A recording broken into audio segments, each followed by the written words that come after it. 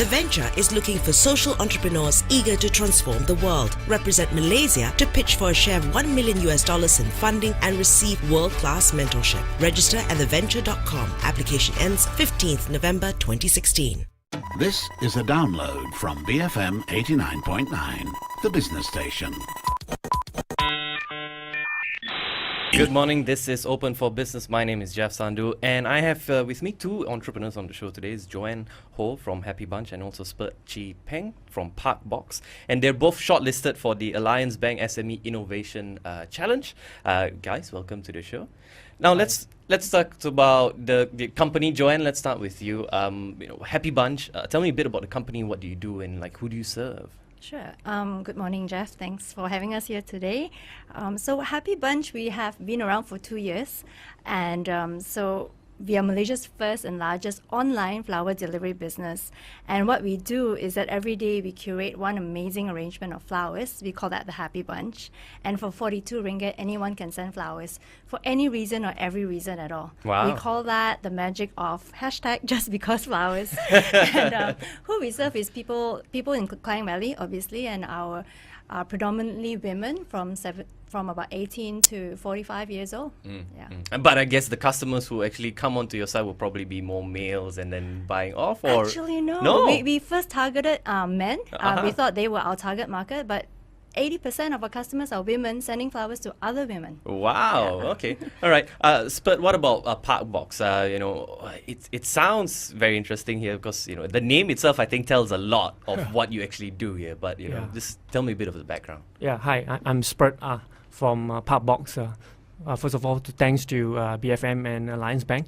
So what Parkbox is doing is we provide mobile apps for the councils, which is we help the council on the street parking, that we solve their issues on the like for example that a lot of machines are break down that the drivers can experience right now, and certain places that we wouldn't know where to buy a coupon, a new coin unfit. So drivers find a lot of hassles in the street. So therefore we came out with these solutions, which is solving these driving experience problems, and we make the drivers easily and conveniently to obtain their street parking sessions. All right. Yeah. Cool. So now we've got a background a bit of both of this company. So let's focus a bit, Joanne, on Happy Bunch. Sure. So you're completely online. So you're a digital store instead of the brick and mortar. What was the reason in this? Well, I think my background, I came from F&B industry, and I know how overheads can make or break a company. And so the idea was actually to keep overheads really low, to keep our operations streamlined as much as possible, which is why we made the clear decision that we'll stay online and away from, being a conventional florist, like a retail florist. Having the overheads that low is how we contribute to having a low affordable price at 42 ringgit. Is there anything that you're missing out because you don't have a brick and mortar? Is that, do you feel like maybe on-ground presence is missing, or is it completely not necessary now? Well, our presence is online, so that is our retail, what do you call that?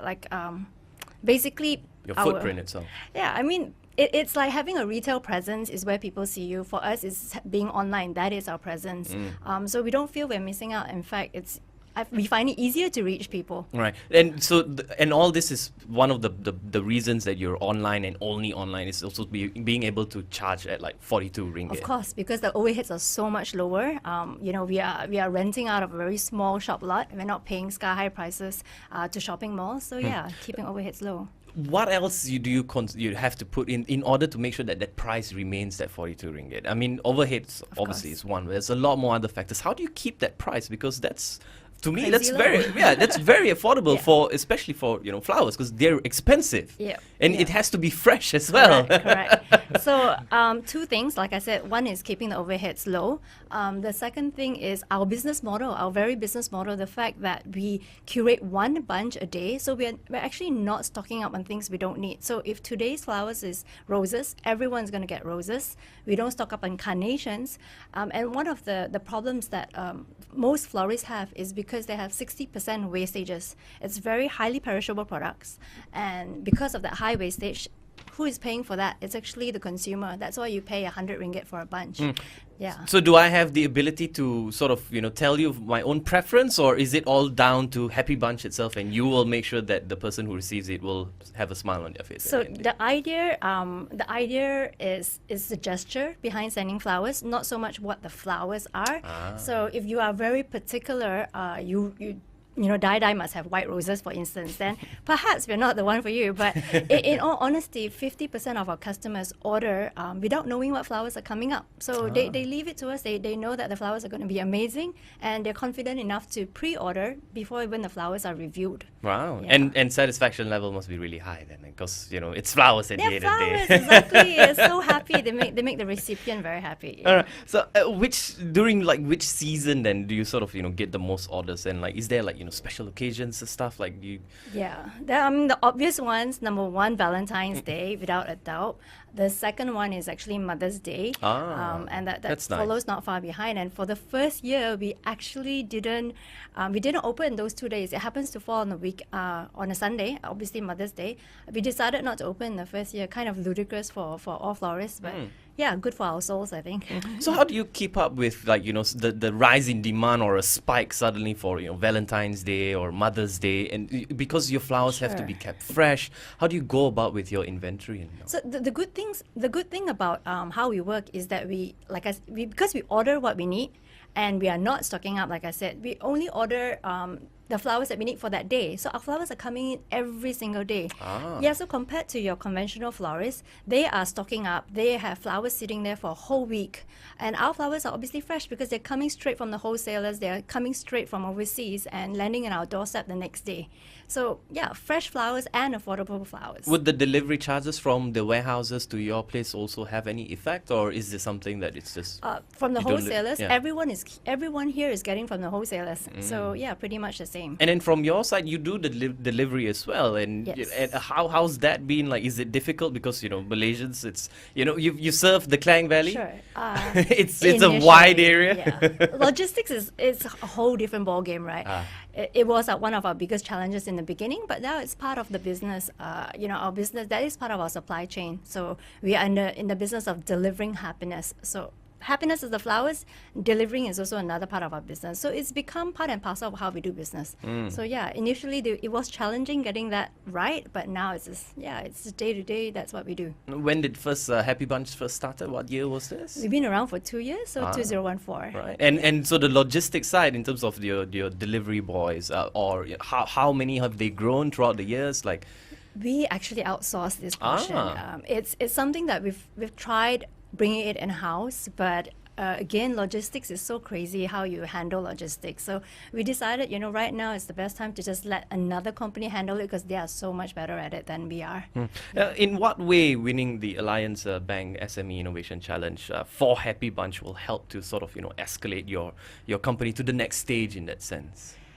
Well, obviously the exposure helps, the media helps, being on BFM helps, things like that. But I think how it would help us, if you're talking about monetary terms, firstly, we would be able to expand geographically very quickly, very aggressively, and part of the money would be great if you could put it towards upgrading our premises. I won't be shy to say that we really work out of a very modest shop lot, and as much as it's a very happy place and our girls are so happy to come to work every day, if we can upgrade it to make it look a lot nicer, just more conducive for our girls to come in, it's part of our talent retention strategy, I suppose. All right. Is talent a tough thing to do at the moment? Not at all. We haven't spent a single cent on hiring.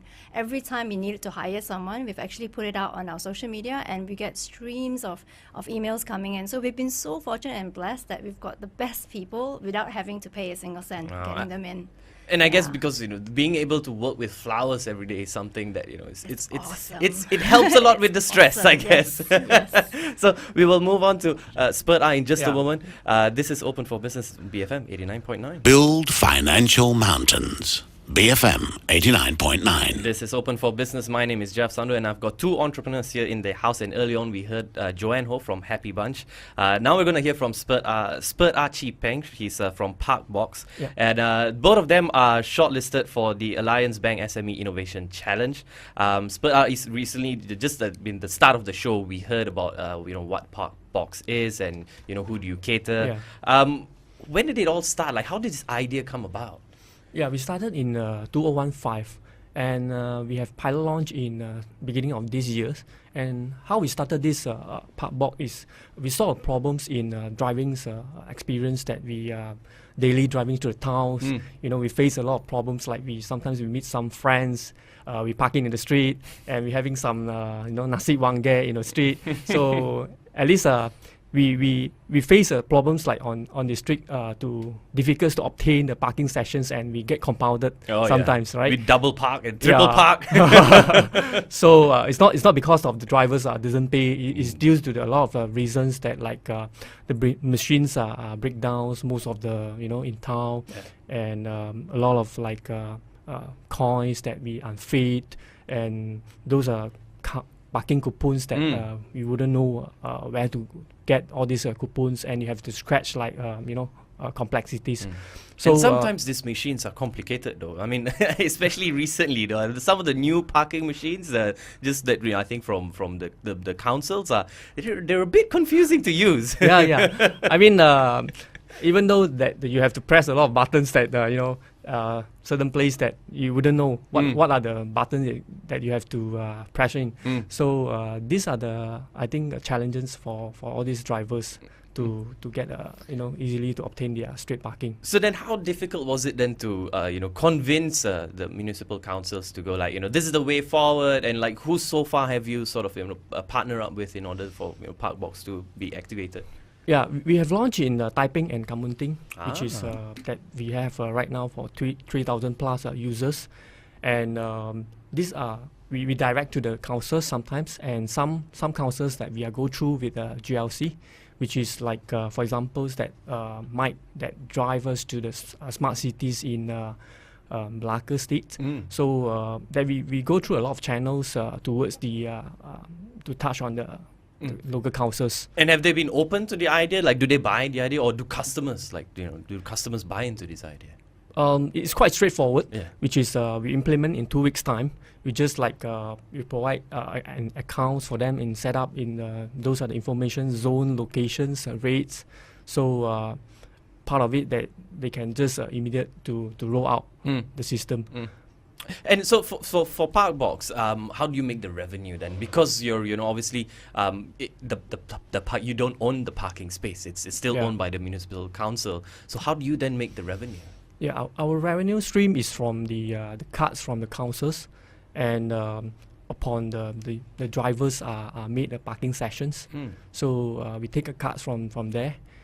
This is our revenue stream. And are the local authorities or the councils notified of the payment for like certain parkings? Like, how does it work in terms of it's an app itself, right?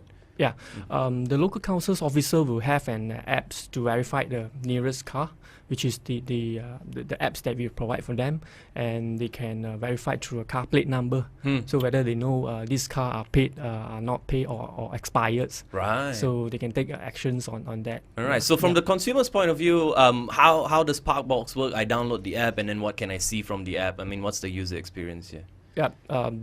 Drivers can easily download through the Androids and iOS, and just register with their profile, car plate number, and once they drive to the town, they can just auto detect the local councils on which are the rates, what time to pay or not to pay. So I mean, it's just a 3-click. They done for their street parking. Has there been any issues of like I've actually made my payment, and the municipal council actually have like a summon, and like is there a dispute so far? Has there any been issues of that? Yeah, I mean there's good thing is by using a mobile apps to pay for street parking is we have a record, we have a history to show that where do we park, and which are the street that we park, and what are the local councils, and what time, which are the date. then we can prove to the local councils that if there's any discrepancies. Yeah. What's been the biggest challenge so far in Parkbox so far? Yeah, the challenges that we face is on the speed and also the engaging with the councils, and because dealing with councils that a lot of decisions levels to go, endorsement, and also how we can speed up in our process in order to roll out in the market as a startup. Will we see this here in Klang Valley anytime soon? Is there any discussions going? Right now we are working with those are the major cities like Subang, Klang, Ampang, and Shah Alam. So these are the councils that we are working closely right now. We hope we can bring more fasters to enroll this into the for the drivers. All right. And how would winning the Alliance Bank SME Innovation Challenge sort of help Parkbox? Where do you plan to take the company? As our business models that we are dealing with local councils, part of the collections, so it involve monetize. So it brings a lot of confidence levels to Parkbox, which is on the collections part, which is the councils know who we are, and also that make a trust, more build reputations towards the entire parking industrial. Yeah. Now, a question for the both of you. In terms of lesson learned here from the Alliance SME Innovation Challenge on a whole, Joanne, probably from Happy Bunch, any lessons that you've learned so far? I think really it's not about just being one company winning or one company in this competition. And I really like how all the companies come together and we kind of challenge each other, but we also encourage each other. It is really amazing how that synergy happens. And together, we can go so much further. The entrepreneurship community in that sense, the passion in this there. All right. Yeah. What about Spurt? What about you? Yeah, I think we have go through a few like classes and trainings and practicals and theory. So I think a few key main thing that we learn is about diligent marketing, which is really as a startup you have to understand what the customers' real pain point and what is their needs. And it's like as a leadership, how you influence your teams, your stakeholders, your clients, and also the impactful on the presentations towards we communicate towards our clients and also the users. All right. Yeah. And on behalf of BFM, we wish you all the best, and hopefully we'll hear more from Happy Bunch and also Parkbox.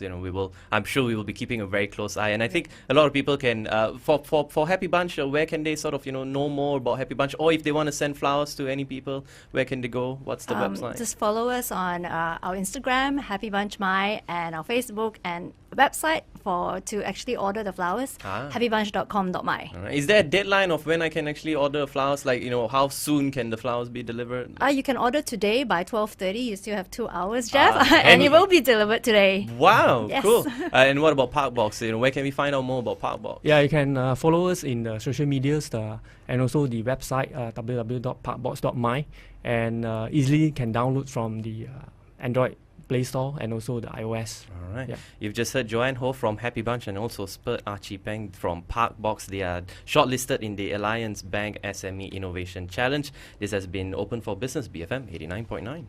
Thank you for listening to this podcast. To find more great interviews, go to bfm.my or find us on iTunes. BFM 89.9, the business station. This year, I will chew 117 number 2 pencils. I will doodle 9 Staples notebooks to death. When it comes to school supplies, it's guaranteed your kids will go through a lot. I'll make a whole lot of paper airplanes. I will lose my backpack. That's why you get guaranteed savings for back to school at Staples. I'll give away my last pen to Nathan in math class. Get guaranteed savings at Staples, and right now, one subject notebooks for just a penny with a $5 purchase. Staples, that was easy. Valid on select SKUs while supplies last. Limit 6, ends 8/25/12.